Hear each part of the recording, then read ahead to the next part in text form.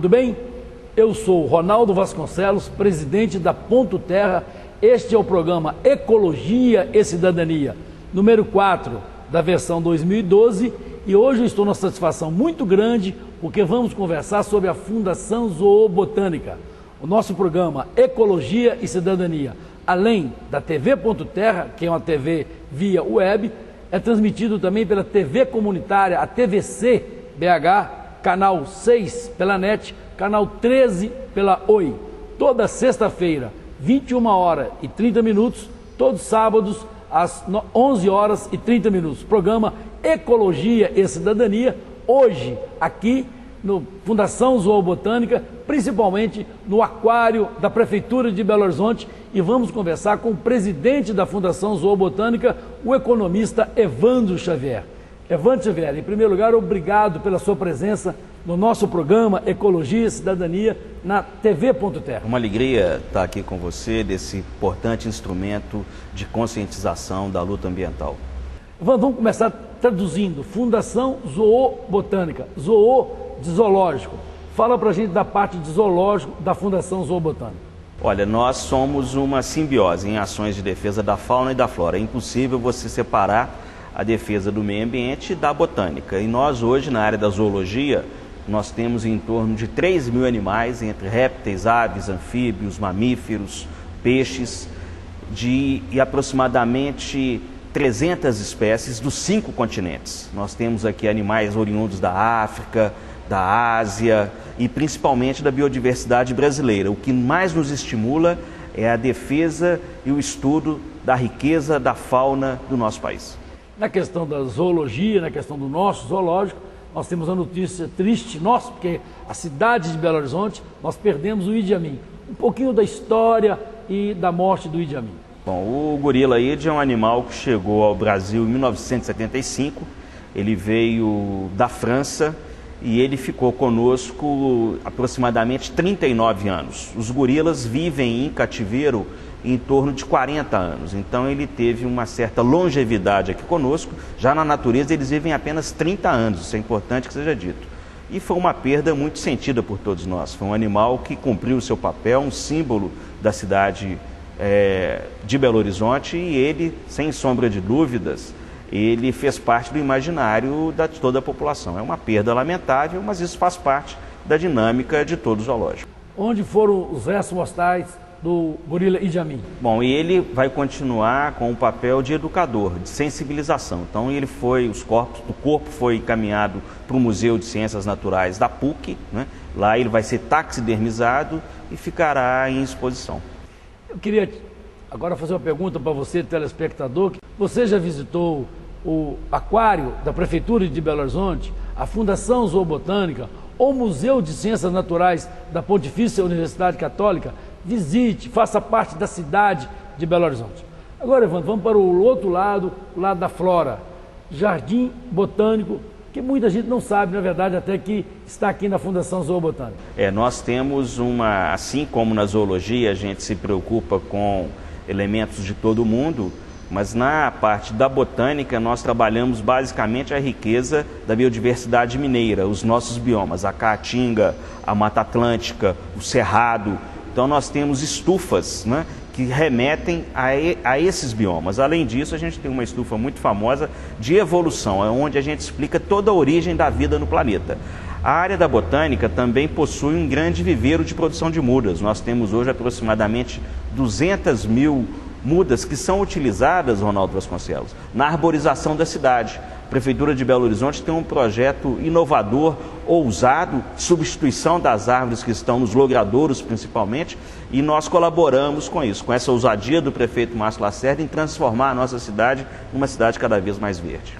Eu queria lembrar, sem querer ser professor, embora sendo professor, é que a árvore é um indivíduo arbóreo, como nós.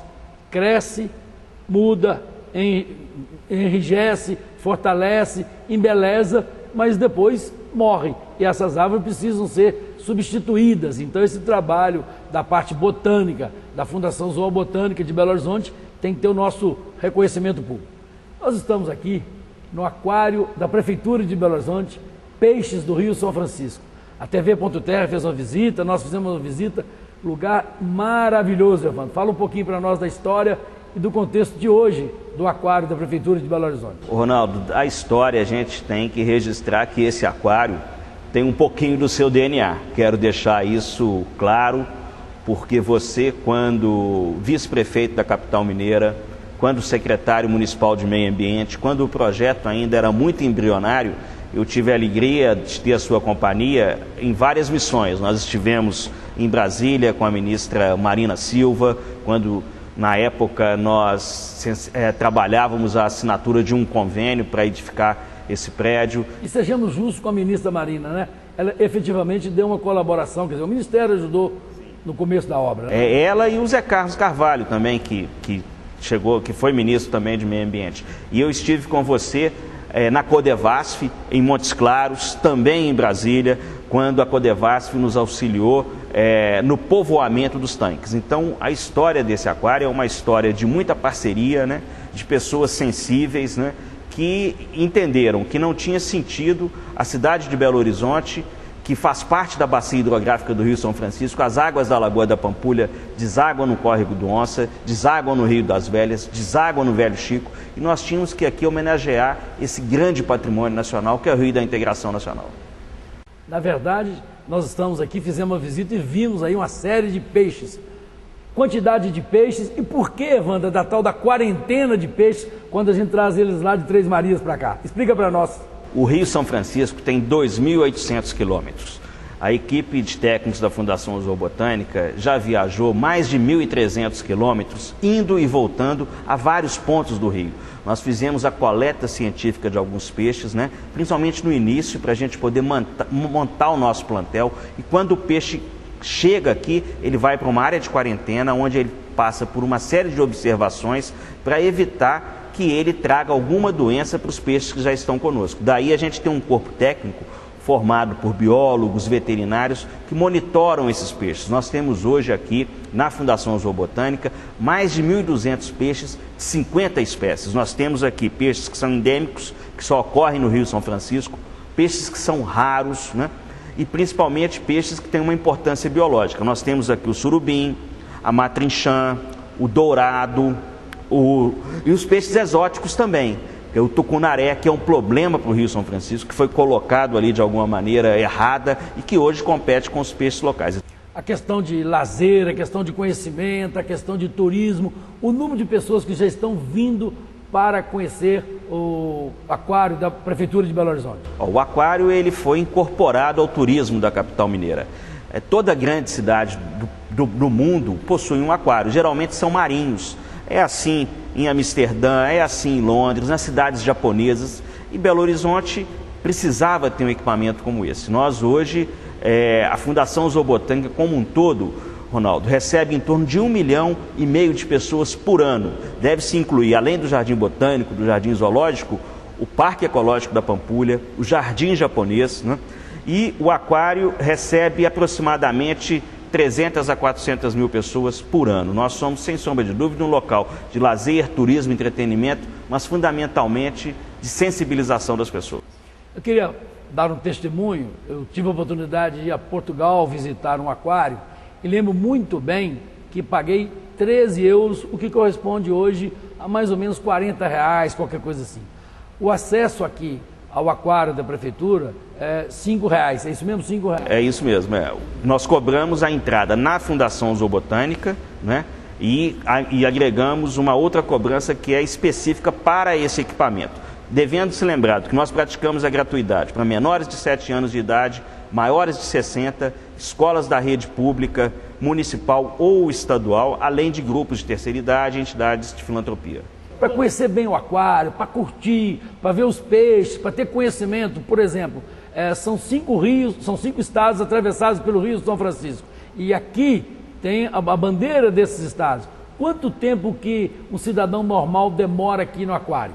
Olha, aqui é uma visita de aproximadamente 40 minutos, ela sendo feita aproveitando tudo que aqui é mostrado. Aqui nós valorizamos a botânica, através das matas ciliares, né, os biomas que existem no São Francisco, a Caatinga, a Mata Atlântica e o Cerrado. Valorizamos a fauna, a beleza da ictiofauna, da fauna aquática, mas também a questão do elemento humano, né? A superstição, você tem as carrancas, por exemplo, né? Que demonstram uma superstição da população ribeirinha. Nós valorizamos o transporte fluvial através da exposição das canoas, a âncora, as pedras que compõem o rio. Então aqui você tem uma possibilidade de contemplar toda a beleza e todo o talento da população ribeirinha mesmo. Nós recebemos, Ronaldo, recentemente, eu quero fazer aqui um elogio, sei que você tem uma grande simpatia por ela, da ex-deputada federal Maria Elvira, um barco que é uma réplica fiel do Rio São Francisco, que a gente deve, dentro dos próximos meses, inclusive, colocar na nossa área de exposição. Então aqui é um local onde se contempla toda a beleza e toda a grandiosidade, não só da fauna e da flora, mas também do ser humano. Parque Ecológico, promotor Francisco Lins do Rego, um belíssimo parque, acesso gratuito, tem lá a história das bicicletas, né? E as pessoas às vezes não conhecem esse parque, que é, na minha visão, inclusive como professor, a melhor e talvez a maior obra de engenharia ambiental de Belo Horizonte, Parque Ecológico da Pampulha. Do parque é a transformação de um passivo, de um problema, em um ativo ambiental. Era uma área resultada da poluição, do assoreamento, foram mais de 30 hectares ali assoreados, que formaram ilhas. E daí a importância em se transformar uma área inútil, sujeita a todo tipo de mal utilização, né? Inclusive tráfico, presença de marginais no espaço, e a prefeitura se apropriou daquele terreno, transformando um problema em um santuário ecológico. É uma área importante, principalmente para a ave e fauna, que consolida o corredor ecológico, que é hoje a Lagoa da Pampulha e toda a sua região.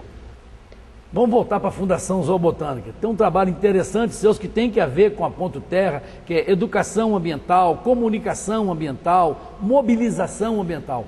A questão da educação ambiental na Fundação Zoobotânica como um todo. A primeira questão é assim, nós somos um local de pesquisa e conservação.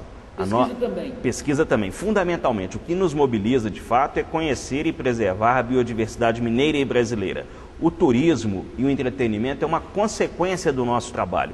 E o que a gente quer é que as pessoas respeitem todas as formas de vida. Daí a gente precisa conhecer, né, para amar e para preservar. Então, por exemplo, nós queremos que as pessoas entendam que os animais têm que ser como eles são, e não como a gente deseja que eles sejam. Daí, por exemplo, na educação ambiental, a gente tem um projeto que você incentiva bastante, que é o chamado Expedição Coruja.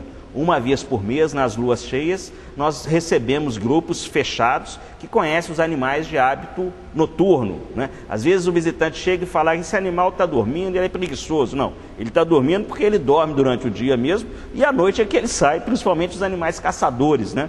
O lobo-guará é assim, né? O leão é assim, a jaguatirica. Então o que a gente quer de fato é que as pessoas respeitem os bichos e as plantas como eles são.